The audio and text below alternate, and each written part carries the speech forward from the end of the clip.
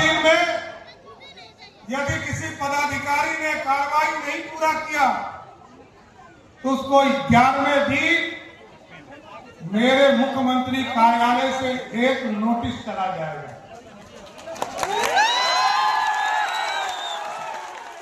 और यदि 20 दिन तक किसी ने कार्रवाई नहीं किया, आदेश नहीं किया, तो 21वें दिन दूसरा नोटिस फिर मेरे कार्यालय मुख्यमंत्री के आदेश से दूसरा नोटिस देने का काम किया। और मैं तीसरा भी इसको तीसरी बार भी आग्रह करने वाला हूं। 25 दिन जब पूरा होगा तो 26वें दिन तीसरा नोटिस उसके पास जाएगा, लेकिन 30 दिन के बाद फिर नोटिस नहीं जाएगा। मुख्यमंत्री के आदेश से वो पदाधिकारी, वो कर्मचारी निलंबित कर दिया जाएगा। साथियों, आपके भलाई के लिए हम लोग बैठे हैं। देश के यशस्वी प्रधानमंत्री नरेंद्र मोदी जी विकसित भारत बनाना चाहते हैं। हमारे मंत्री नीतीश कुमार जी का सपना है बिहार समृद्ध हो। इन दोनों को सपनों को पूरा करना है।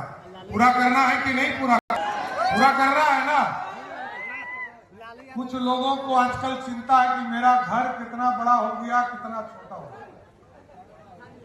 अरे साथियों, मैं तो 27 साल से सदन में आता हूं। कभी बाहर बैठता हूं, कभी अंदर बैठता हूं। पिछले 10 साल से मैं अपने घर में रहता था। मात्र 2400 स्क्वायर फीट घर है। उसमें भी पिताजी ने एक हिस्सा हमको दिया, उसी हिस्से में मैं रहता हूं। और मुख्यमंत्री बना तब तो फिर मैं सरकारी घर में लौट कर आया। लोगों को चिंता है कि मेरी बपौती मेरा घर है। एकदम कान खोल कर सुन लीजिए, ये जनता मालिक है, जिसको चाहेगी वही मुख्यमंत्री आवाज। और ये जनता मालिक होती है। आप कौन हो? मेरे को तो अभी तक 11 घर सरकारी मिले। मैं तो तीसरा घर है जिसमें रहने आया हूं। 7 घर में 8 घर में तो मैं स्वयं सिर्फ ऑफिस चलाता था। यहाँ सभी साथी बैठे हैं हमारे साथ, सब जानते हैं। उप मुख्यमंत्री के तौर पर 2 बार आपका आशीर्वाद मिला। मैं होम मिनिस्टर नहीं रहा, तब भी मैं सरकारी घर में नहीं, प्राइवेट घर में रहता था। साथी, हमारे लिए कोई मोह माया की चीज नहीं है। नीतीश कुमार जी का आदर्श देखिए। नीतीश जी 15 तारीख को मुख्यमंत्री पद छोड़ते और 1 तारीख को 16वां दिन नीतीश कुमार जी ने अपना घर छोड़कर दूसरे घर में जाना पसंद किया। लेकिन कुछ लोगों को लगता है मेरा घर खाली हो जाएगा। पक्का खाली होगा। धरती पे कोई रोक नहीं सकता है, ये ध्यान रखिएगा। कोई माय का लाल इसको रोक नहीं सकता है। घर तो खाली करना ही पड़ेगा। कोई राजतंत्र नहीं है, ये लोकतंत्र है। और ये जनता ये सब जानती है। साथियों, माँ को अलग घर चाहिए, बेटा को अलग घर चाहिए। बेटा को सुरक्षा चाहिए, माँ को अलग सुरक्षा चाहिए, पति को अलग सुरक्षा चाहिए। ऐसे नहीं चलेगा बिहार। बिहार संविधान से चलेगा। और आजकल मैंने एक बार चर्चा किया कि बिहार में हरा गमछा। अरे हरा गमछा क्या प्रतीक है? ये तो शांति का प्रतीक है। और जो गुंडागर्दी करेगा उसको तो जेल में डालेंगे ही ना, उसको छोड़ेंगे। हरा का मतलब है हरियाली, और हरियाली के जगह कोई गुंडागर्दी करेगा उसके लिए स्थान सिर्फ और सिर्फ मुजफ्फरपुर के जेल में है, दूसरा कोई दूसरा जगह।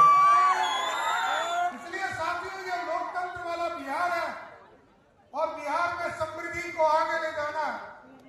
कई काम करने हैं। श्री बाबू ने काम किया, आज तक लोग याद करते हैं। नीतीश कुमार जी ने काम किया, किसी गांव टोले में चले जाइए, लोग कहेंगे नीतीश कुमार जी ने बिहार में सड़कों का जाल बिछाया। मोदी जी आए 2014 में कहा देश के गांव-गांव बिजली पहुंचाने का काम करेंगे। नीतीश जी ने तुरंत आगे बढ़कर कहा हम घर घर बिजली पहुंचाएंगे। आज घर घर बिजली पहुंचाए और हमारी सरकार का स्पष्ट मानना कि मोदी जी ने गांव में बिजली पहुंचाया, नीतीश जी ने पहुंचाया और 125 यूनिट बिजली भी हम लोगों ने मुफ्त दिया। और आगे की कल्पना है कि अगले 20 वर्षों तक पीएम सूर्य घर योजना के माध्यम से उनके घरों तक अगले 20 वर्ष मुफ्त बिजली देने का काम हमारी सरकार करेगा।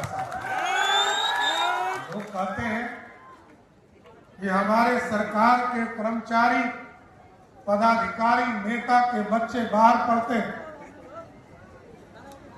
लोगों ने स्कूल देखा, एक जमाना था चट्टी बिछाकर लोग स्कूल में पढ़ते थे, कोई बिल्डिंग नहीं था।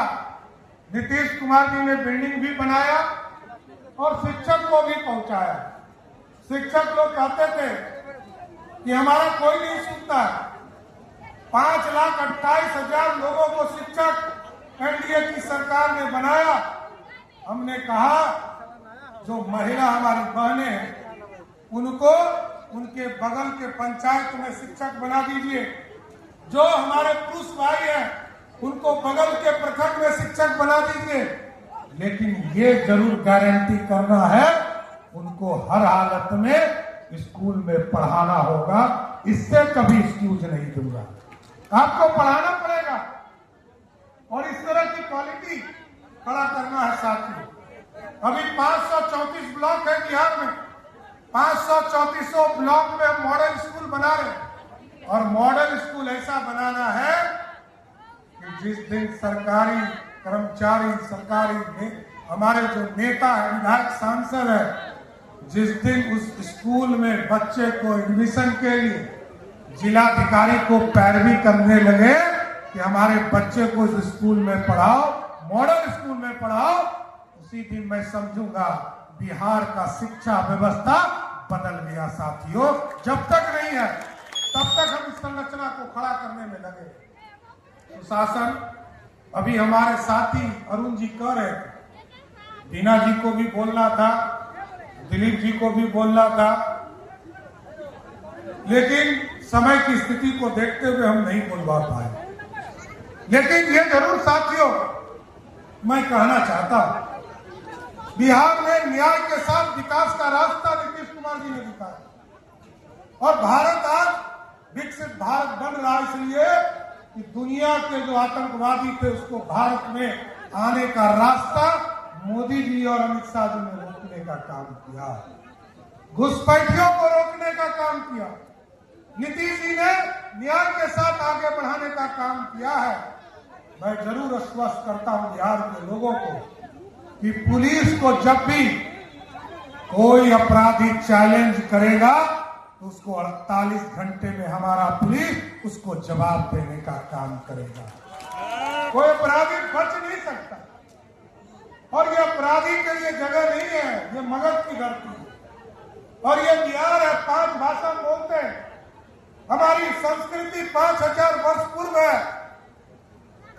ये तो यहाँ बचिका भी बोलते हैं, मैथिली भी बोलते हैं, अंगिका बोलते हैं, मगही बोलते हैं, अंगिका बोलते हैं, भोजपुरी, सभी जो 5 भाषा है उसको हम बोलने का काम करते हैं। इस समृद्ध बिहार बनाने के लिए जो गौरवशाली इतिहास है इसको वापस लाना है। अभी सभी जगह टाउन में बड़े बड़े हॉल हम बना रहे हैं। आपके मुजफ्फरपुर में भी अगले कुछ दिनों में बनकर तैयार हो जाएगा सर, उसकी भी स्थापना होगी। और मैंने कहा था कि मुजफ्फरपुर से भी हवाई जहाज उड़ाने का काम करूंगा। हम आपको आश्वस्त करते हैं कि अगले कुछ दिनों में मैं फिर मुजफ्फरपुर आने वाला हूं। भारत सरकार के मंत्री आएंगे या देश के गृह मंत्री जी आएंगे, उनको लेकर आऊंगा और मुजफ्फरपुर के एयरपोर्ट का शिलान्यास करने का काम करूंगा सर। सारी प्रक्रिया हो गई है, सारी प्रक्रिया पूर्ण कर दी गई है। उनके सिविल का जो काम करना है उसको भी टेंडर की प्रक्रिया पूर्ण कर ली गई है। रनवे के काम का भी टेंडर प्रक्रिया चल रहा है। ये सारी प्रक्रिया पूर्ण करके तुरंत आने वाला हूं। और क्योंकि भारत को श्रेष्ठ बनाने में बिहार का योगदान हो, इसलिए मैं अरुण जी को जरूर स्पष्ट करता हूं कि आपने 2-3 चीजों के बारे में चर्चा किया। एक कहा है कि चीनी मिल यहां भी खोला जाए। हम लोगों ने 3 चीनी मिल को सहमति दे दिया। चौथा चीनी मिल जिस दिन हम लोग करेंगे उस दिन मोतीपुर के चीनी मिल को भी डालेगा। और ये तो हॉट स्पॉट है, मोतीपुर, मुजफ्फरपुर, ये हॉट स्पॉट है। अभी जो बिजनेसमैन आता है वो कहता है मुजफ्फरपुर में जमीन दे दीजिए, हाजीपुर में जमीन दे दीजिए, पटना में जमीन दे दीजिए। तो ये तो हमारे लिए खुशी का विषय है कि आपने डिमांड किया और सरकार का निर्णय है कि पूरे बिहार में जो चीनी का उद्योग था, पूरे बिहार में हर हालत में अगले 5 वर्षों में 2030 के चुनाव में जब आएंगे आपके बीच में, तो 25 चीनी मिल का काम शुरू करने के बाद आपके बीच में आने का काम करेंगे। इसलिए बिहार की समृद्धि, बिहार को आर्थिक रूप से खड़ा करना, बिहार को आगे बढ़ाना, ये हमारा धर्म है साथियों। और आप देखिए आज बिहार में जहां 3,47,000 करोड़ का बजट है, आज मोदी जी का आशीर्वाद है कि जहां हमारे पास 60,000 70,000 करोड़ ही अपना संसाधन है, लेकिन भारत सरकार का सहयोग या कुछ हम लोग लोन भी लेते हैं। इस साल हमने 72,000 करोड़ का लोन लिया है। पिछले साल हमने 55,000 करोड़ का लोन लिया था। उसके पिछले साल भी लगभग 50,000 करोड़ का लोन लिया था। लगातार इस पूरे बिहार की समृद्धि का रास्ता बना है। क्योंकि मैं 3 साल इसलिए कहा कि मैं 2 साल फाइनेंस मिनिस्टर के तौर पर रहा, बाद में मैं गृह मंत्री हो गया और आज आदरणीय मोदी जी के आशीर्वाद से, नीतीश जी के आशीर्वाद से, पूरे एनडीए के सहयोग से बिहार का मुख्यमंत्री बनाया है। मैं जरूर स्पष्ट करता हूं, बिहार को बदलने में अपने कतरे कतरे खून को लगा दूंगा साथियों, छोड़ नहीं सकता। और यार सहयोग शिविर तो एक कार्यक्रम हम लोगों ने चलाया जिससे मूलभूत सुविधा आपको मिल सके, बिहार की समृद्धि का रास्ता खुल सके। अभी तो आप लोगों ने सुना होगा, मैंने अपने पहले कैबिनेट में 12 टाउनशिप की घोषणा की है। अभी तक तिरहुत का जगह किसी को पता नहीं था। पूरा मुजफ्फरपुर, पूरे इलाके को तिरहुत कहते हैं और जो जगह था उसको कोई नहीं जानता था। हमने लगभग 22,000 एकड़ जमीन में नया शहर बसाने का काम शुरू किया है और जिसका नाम तिरहुत होगा, ये मैं आपको बताना चाहता हूं सर। अभी तक तो पुराने मुजफ्फरपुर को हम लोग देख रहे हैं, पूरे बाईपास के इलाके को इसको समृद्ध बनाना और कई चीजें, रैपिड रेल, अभी आप 1.5 घंटा लगता है पटना जाने में, अगले कुछ वर्षों में हमने तय किया, अभी डीपीआर का काम शुरू हुआ साहब, और रैपिड रेल जब शुरू हो जाएगा तो आपको जानकर खुशी होगी कि मुजफ्फरपुर से पटना जाना इतना आसान होगा। आज 1.5 से 2 घंटे लग रहे हैं, आगे के दिनों में ये 30 से 40 मिनट में आप मुजफ्फरपुर से पटना पहुंचने का काम करेंगे। इसलिए साथियों, मैं यही आग्रह करूंगा, निवेदन करूंगा, इस सहयोग कार्यक्रम में सब लोग मिलकर, और सभी विधायकों से भी आग्रह करूंगा कि शिविर में जाइए और उद्घाटन सत्र कुछ देर रुककर लोगों की समस्या को जरूर ध्यान दीजिए। लोगों को क्या दिक्कत आ रहा है, इसका फीडबैक आप ही के माध्यम से आ सकता है। आप जरूर हम लोगों को रिपोर्ट कीजिए।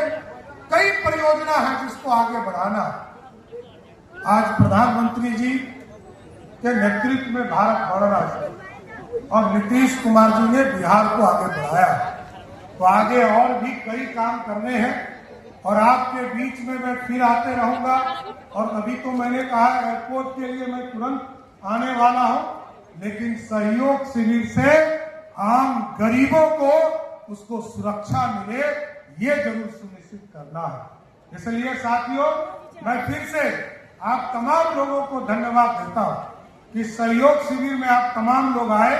हमारे सभी साथी, हमारे विधायक, सांसद, मंत्री, सभी लोग इस कार्यक्रम में आए, लेकिन इसकी मॉनिटरिंग नीचे स्तर पर जरूर हमारे विधायक, सांसद करते रहे, जिससे कि आम लोगों को इसका सुविधा मिलता रहे। तो आपको सुविधा मिलता रहे, आपकी समृद्धि का रास्ता खुलता रहे और आप विकसित होते रहिए। यही आग्रह और निवेदन करते हुए अपनी बातों को विराम देता हूं और एक बात जरूर कहूंगा, बोलिए भारत माता की, भारत माता की। धन्यवाद। जोरदार तालियों से माननीय मुख्यमंत्री जी का धन्यवाद करते हैं और आग्रह करते हैं जिलाधिकारी मुजफ्फरपुर श्री सुब्रत कुमार सिंह जी से धन्यवाद ज्ञापन